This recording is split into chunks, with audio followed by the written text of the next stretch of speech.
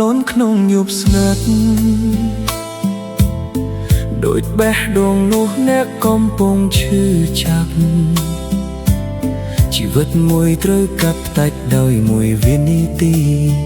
ហើយសំណួរនៅតែឆ្លើយមិនចេញក្នុងចិត្តជីវិតមនុស្សតើមានតម្លៃដែរឬទេអ្នកមានបើកឡានលឿនតាមផ្លូវដូចខ្យល់បក់កាត់មិនខ្វល់អ្វីទាំងអូនអ្នកក្រដាលរកស៊ីចិញ្ចឹមគ្រួសារដើរយឺតតែពេញដោយក្តីសង្ឃឹមថ្ងៃមួយជីវិតត្រូវបែកបាក់ដោយសារកំហុសមនុស្សសំណាក់មិនបានគិតមួយផ្លែតคล้ายជាទឹកភ្នែករាប់ឆ្នាំមិនអាចបងវិលពេលវេលាត្រឡប់វិញនៅសល់តែប្រពន្ធកាន់រូបថតដីរូបដីដែលធ្លាប់ញញឹមជាមួយគ្រួសារដៃម្ខាងកាន់រូបថតដីជាប់ទ្រូងដៃម្ខាងអបកូនស្រីដែលកំពុងយំកូនស្រីសួរថាប៉ានៅណាសំលេងតូចចុចធ្វើឲ្យដៃឈឺចាប់ទឹកភ្នែកធ្លាក់លើរូបថតដីតែគ្មានថ្ងៃបានឲ្យគាត់ត្រឡប់មកវិញ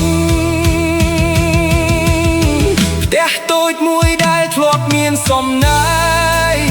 ថ្ងៃនេះនៅសល់តែភាពស្ងាត់ប្តីអរគុណប្រាប់ថាប៉ាស្រឡាញ់កូនណាទាំងបេះដូងខ្លួនឯងកំពុងបែកបាក់អ្នកទៅហើយមិនអាចត្រឡប់ទុកតែស្នាមជឿនៅក្នុងផ្ទះតូចមួយទឹកភ្នែកคล้ายជាភាសាស្នេហាចុងក្រោយដែលមិនទាន់បាននិយាយចប់អ្នកមានក៏មានបេះដូងអ្នកក្រក៏មានបេះដូងដូចគ្នាកុំមើលថាជីវិតអ្នកក្រគ្មានតម្លៃព្រោះគេក៏ដកដង្ហើមដោយក្តីស្រឡាញ់